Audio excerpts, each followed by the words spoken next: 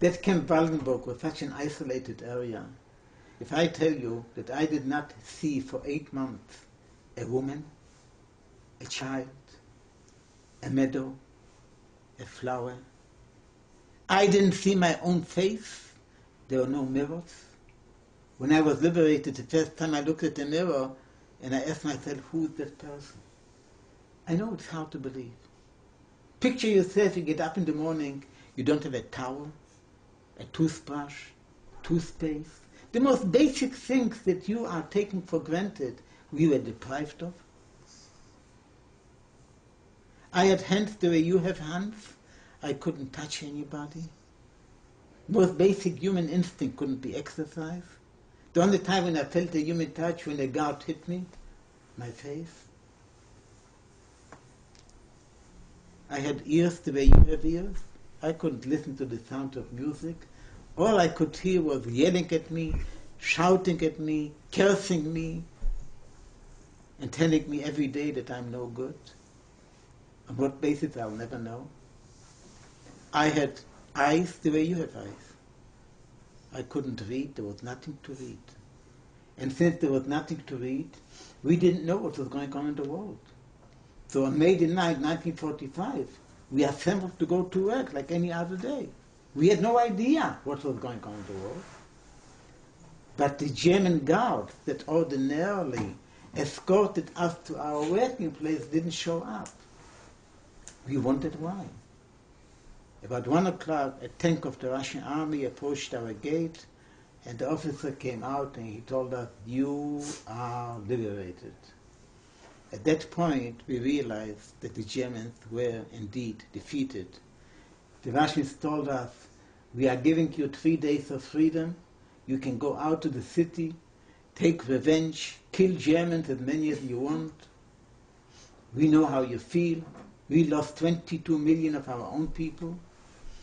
I didn't go out to kill because I was too weak, and if I would be well, I wouldn't be able to kill. My father's slogan was hate, hatred, and shun violence." And I had a very tough time after the war. And I didn't know what to do with my freedom. I didn't have the strength to go someplace. I didn't have money. I had no family. Eventually, when I did regain some strength, I went back to Poland to see if somebody survived.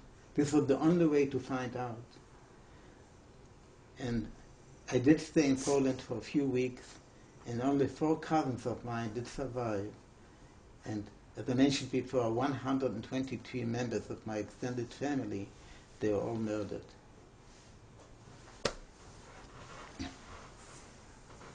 Next. I just want to show you what it means. This is the picture I looked after the war, and this I just put on the jacket as a souvenir a few months later, just to give you an idea what it means, more or less, if you can eat normally. You feel differently, and you look differently. You see here, girls didn't pay attention to me, but here they changed their mind.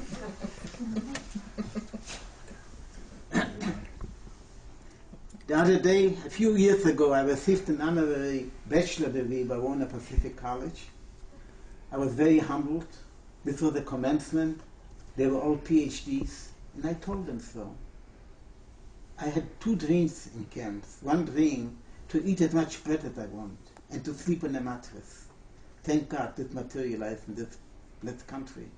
The other dream was that I should be reunited with my family, which did not materialize. But I never dreamt that one day I'm going to be in this blessed country, free, and be honored by such a distinguished audience. They were all PhDs. I didn't even finish elementary school.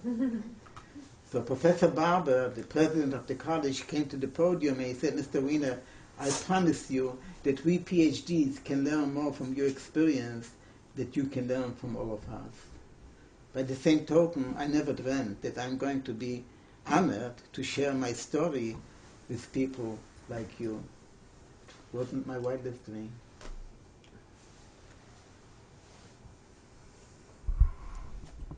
Next.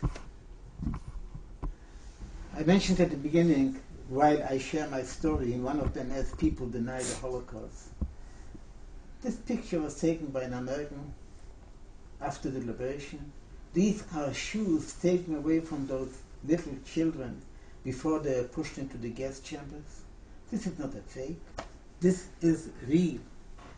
You know, every day when I take a shower and I look at the shower head and I talk to myself, what went through in the mind of my little brother? At the age of 8, he was sent to Auschwitz together with his mother on February 18, 1943. He was pushed into the gas chamber. He lived in that gas chamber for a few minutes, and then he expired because water, instead of water, Cyclone B gas shocked him to death. How much did that little boy suffer? And who had a heart to murder 1.5 million children in such a brutal way? I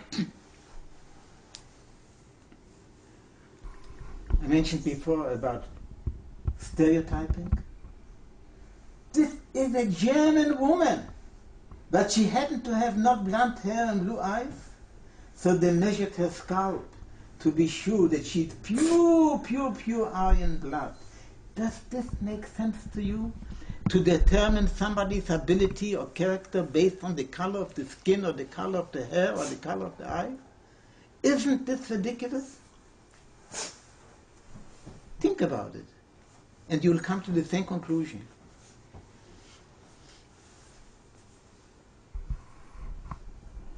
People deny the Holocaust. General Eisenhower gave an order.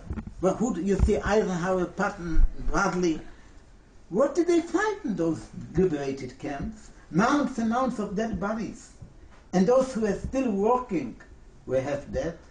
General Eisenhower gave an order to the American soldiers or officers, take pictures of those liberated camps, because one day somebody is going to say it didn't happen. And unfortunately, he was so right. The Nuremberg trial that lasted for 11 months, from November 1945 to October 46, those 24 German officials and commanders, they didn't deny the Holocaust. They didn't say we didn't give orders to do those terrible things. All what they did say to their defense was we had to follow Hitler's orders. But they didn't deny the Holocaust. For people today have the nerve or audacity to say it didn't happen. In the Babi Yar, this picture was taken by a German soldier while they committed those terrible things. Hundreds of thousands of people were forced to dig their own graves, and then they were shot and pushed half alive, buried half alive. This is not a fake. How can anybody say it didn't happen? This was taken by a British soldier in Bergen-Belsen. That is what they found in those liberated camps. Thousands and thousands of victims. This man in the middle is my schoolmate. This picture was taken one day after the war by an American soldier. Why did he die? Because he couldn't digest the food, the normal food given to him by the Americans or the British or the French. A terrible, terrible mistake happened. Those Americans didn't understand that you cannot give a hamburger to somebody who had been deprived of basic nutrients for a long time. And unfortunately, thousands of Holocaust survivors did die soon after the war. This was written by a German clergyman a few months after the war. Would you mind to read it, that I can hear you? Please. First they came for the communists, and I didn't speak up because I wasn't a communist. Then they came for the Jews, and I didn't speak up because I wasn't a Jew. Then they came for the trade unionists, and I didn't speak up because I wasn't a trade unionist. Then they came for the Catholics, and I didn't speak up because I was a Protestant. Then they came for me, and by that time there was no one left to speak for me. That is basically what I said before. Every Jew is a victim, but not every victim was a Jew. So this is very important to remember. This is a German girl. She came to interview me. She was an exchange student here in Newberg. When she came to my apartment, she hesitated to come in. She told me, "You people hate me." But why should I hate you? Well, my grandfather was a Nazi. But why should I hate you? It doesn't make sense to me. Are you responsible for your grandfather? That is the way I feel. You have to judge each individual on its own merit. She is not responsible for that her grandfather was a Nazi. And since then, this happened a few years ago, we became very good friends, and she lives now back in Germany. And the point that I bring out in my book, I bring it up that I have nothing against the German people as a people. The other day I spoke in Getzen High School. At the end of my presentation, a young student approached me. She said to me, "I heard you, but I didn't see you." Initially, I didn't understand what she meant, but the principal was sitting next to me, whispered in my ear, "That girl was legally blind, so she couldn't see you." And then later on, I got an email from her telling me, "I am a Muslim girl. I used to be very prejudiced, but not anymore." Why?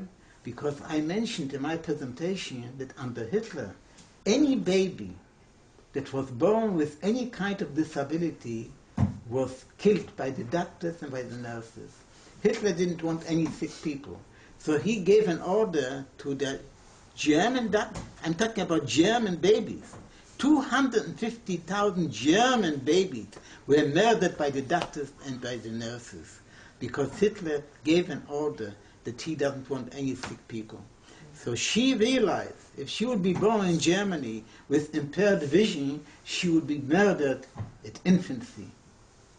So she was so moved that the school had a play about my life. And you can see that this girl has a vision problem. I think this is all I have to show you.